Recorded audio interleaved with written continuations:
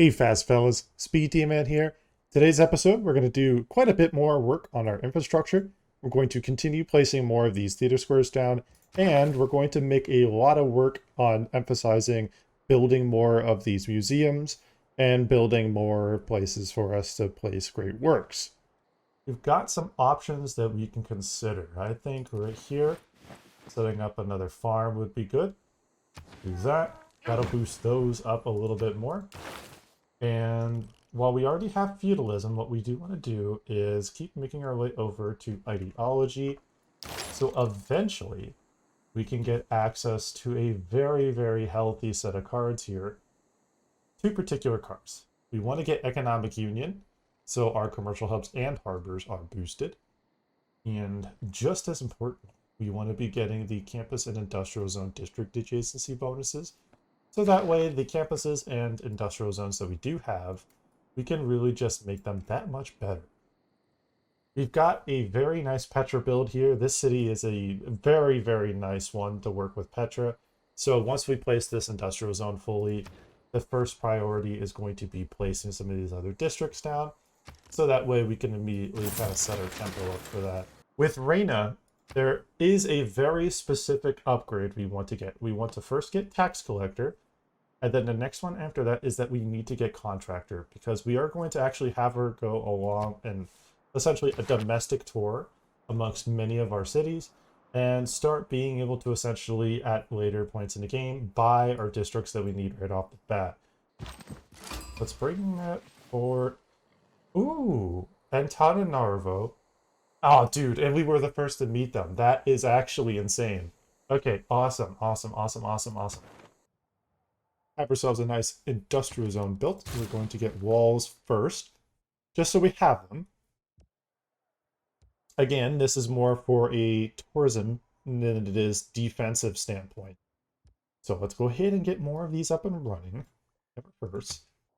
Let's go ahead and try to emphasize population growth. This is going to take longer, but by getting more population, we're actually going to save tempo in the long term. So let's go ahead and go to here. And in this position, we can go ahead and place ourselves down this. This will actually improve this a little bit.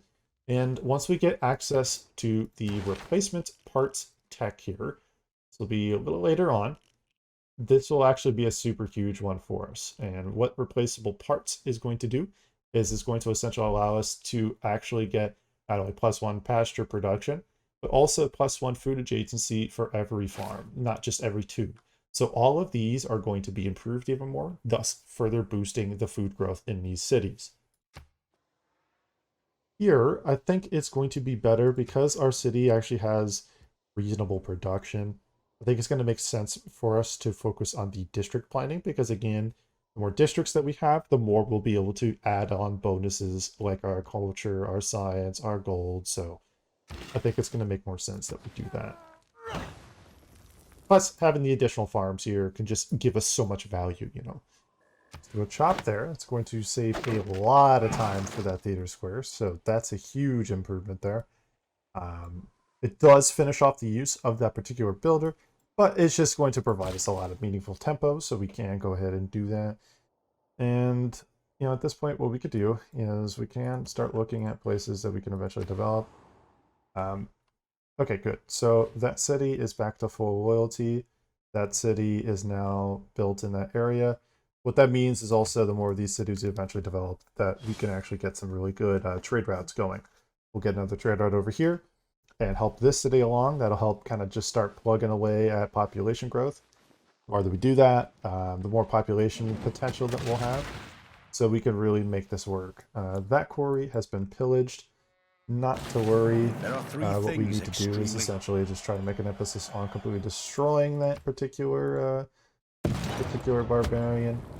And then on the next round of builders, we'll get that fixed up. So that's not a problem. Okay, so got ourselves another trade route available. We have 2 turns until the next era. I wonder if we can pull off a golden age. That would actually be most excellent. We're closing in on that, so that's going to be 1 era score there. I honestly, I wish you would let me know if there are any trade routes that are about to complete, It's unfortunately just something I don't see as an option at the moment. It'd be nice for us to just have the additional information.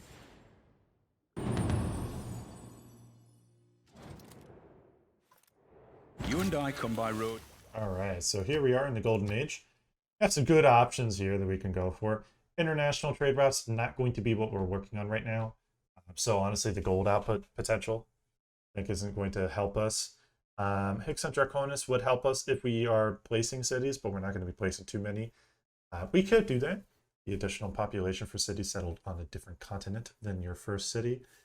2 movement for naval and embarked units. 2 loyalty per turn for cities not original capital's continent. I would say Heartbeat of Steam isn't necessarily going to be big for us.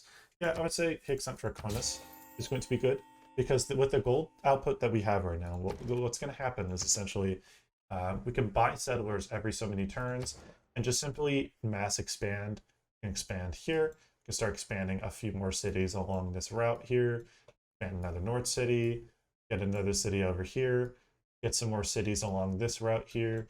So I think our goal for this particular era is we're going to see if we can try to get 5 or 6 more cities and try to make them in different continents, so that way we can gain some good value out of that. Okay, so we're a couple turns away from ideology. That's a pretty good thing for us. We will want to make a quick curtail into democracy, just so that way we can make some specific improvements. Or what I think what we could do instead is we can make a curtail into communism, because production and food from domestic trade routes, that's going to provide us a massive amount of food growth. I think I like that a lot. The extra science definitely helps. The extra production in cities with governors definitely helps. Democracy is useful when you're playing as a civ that's not necessarily going for that type of particular play style. I would say like a normal culture civ or a religious civ later in the game, that could be a good option. For Poland, fascism is a huge option. For Tokugawa, communism makes sense, specifically because of the collectivization card. Now, again, this requires a communism government, so once you go past that, you lose access to that card. But by that point, you shouldn't have to worry about population at all. Get another art museum up and running. Honestly, the more of these art museums that we have here, like we can go ahead, and this city now has one done. Just get another landscape up and running, right? And then what we do, is we look around and see what other landscape ones that we can pick up. It's another solid one right there, and it's a portrait, not a problem.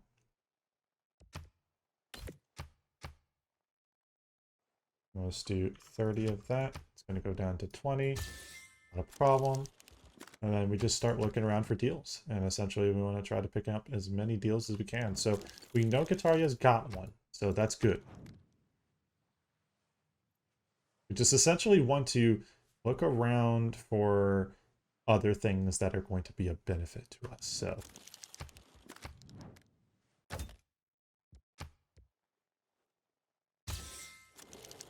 it's a big hit to our gold income.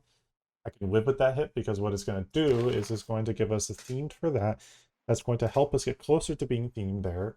And it's also going to provide us with some more value. So again, it's a temporary loss. It's a 30-turn loss of gold for a permanent gain in culture and a permanent gain in tourism. So some things that I can live with. Unfortunately, it's going to be pretty darn expensive. But again, just it is what it is.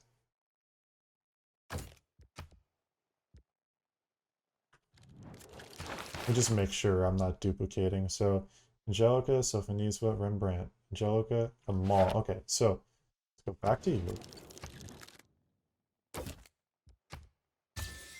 There. So again, way reducing our setup here, but this is good.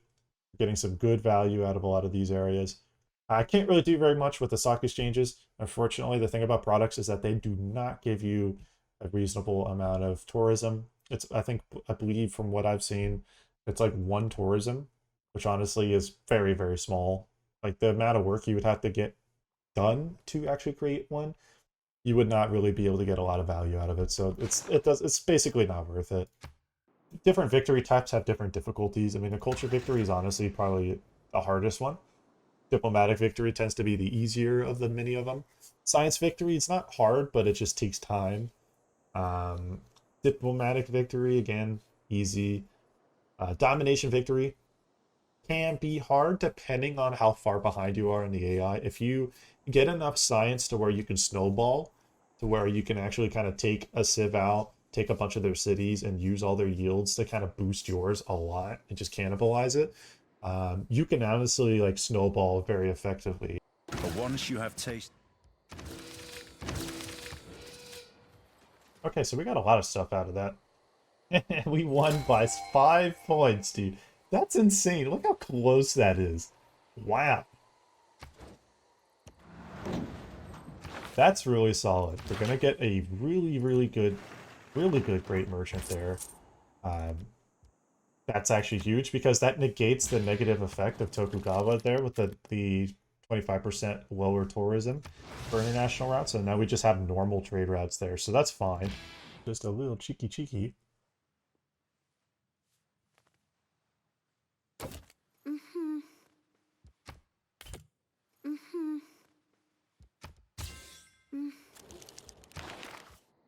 Now that gets themed again. There we go. Perfect. So we just boosted ourselves up a little bit more. So using a bit of placement and planning, but that's going to help us get a little bit more culture and tourism output. All right, so 837. Remember that number. It's going to go up a little bit here. All right, so this is a good start right here. And we're going to see a lot more of these things kind of open up. And now we can actually kind of start working on our culture output. Communist legacy is a good one. Give that a shot. Actually, no. Let's take that off. And then we'll go back to the logistics card. There we go. So that brought us up from 837 to 1166. So that's a nice huge chunk increased. That is up a good bit. That's up to 556 now. And what we're going to do is immediately start going to some of these other cities that she has and immediately start applying pressure. And that's going to be our way to go ahead and just start putting ourselves in a better position. So we will do that. Cathedral's up and running, that's good. It's going to open up some more slots for us, so we want to go ahead and get started on that. Let's do that.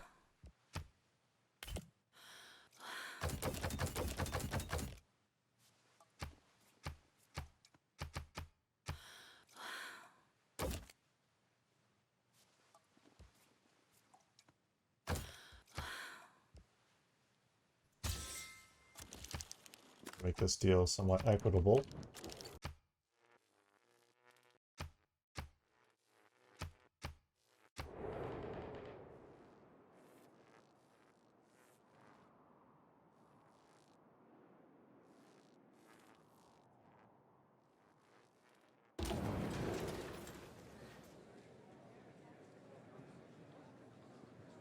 Good.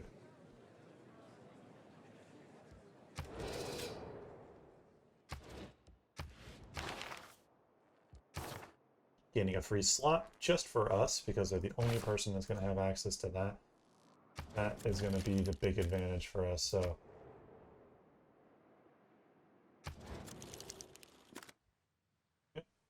digital democracy, Ido and I can share that. That's perfect.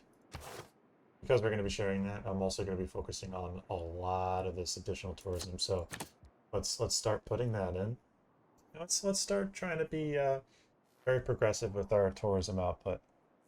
So what we want to do is now that we have a lot of the stuff that we were looking for, we just take off some of this other stuff. You know, we can take off the extra culture stuff. That's not a big deal. We have like the most important stuff that we needed. So we're in a position now, we have a lot more leniency to work off of, so we're fine. We're still going to have a lot of yields, we're just going to have like a bit less, that's all, so that's fine. What we want to do though is we do want to go ahead and take a look at what else we can kind of build up on. So music censorship, we're going to do that. Now that she wants to do that, we'll do the same. That way she can apply that, and we'll just play it both ways. And once I see that she's taking it off, we can just immediately make a bum rush towards her, immediately try to apply as much pressure, and then do that in a way that we can really gain some good tempo. Now, what we want to do is we're going to actually put public works on it. Let's actually get these get shopping malls up and running. And what we want to do is essentially just start trying to develop some of our proper, space setup and our tourism setup. So awesome. So we're 17 turns away from getting the biosphere. That's a big one for us. So it'll definitely help. Once we have that, what's essentially going to happen is that we're going to need to just have enough builders to just mass produce upgrades along our entire empire. And the next thing we want to do is now just start getting this stuff set up here. So we have a nice 5 charge right there. We will immediately improve that. That is going to make a big difference for this city.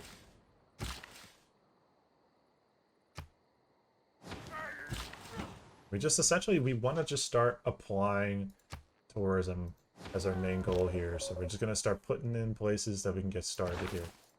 We'll first focus on that. Finishing up this video, we got a lot of different things taken care of and worked on. We did get progression for the culture victory. We have some roadblocks we'll have to deal with, but that's okay. We're going to keep on pushing through. If you enjoyed watching this video, I got another one on the top left part of the screen. Go ahead, check that one out. Let me know your thoughts in the comment section below. Hit that like button and subscribe. Thank you guys so much for watching. SpeeDMan out.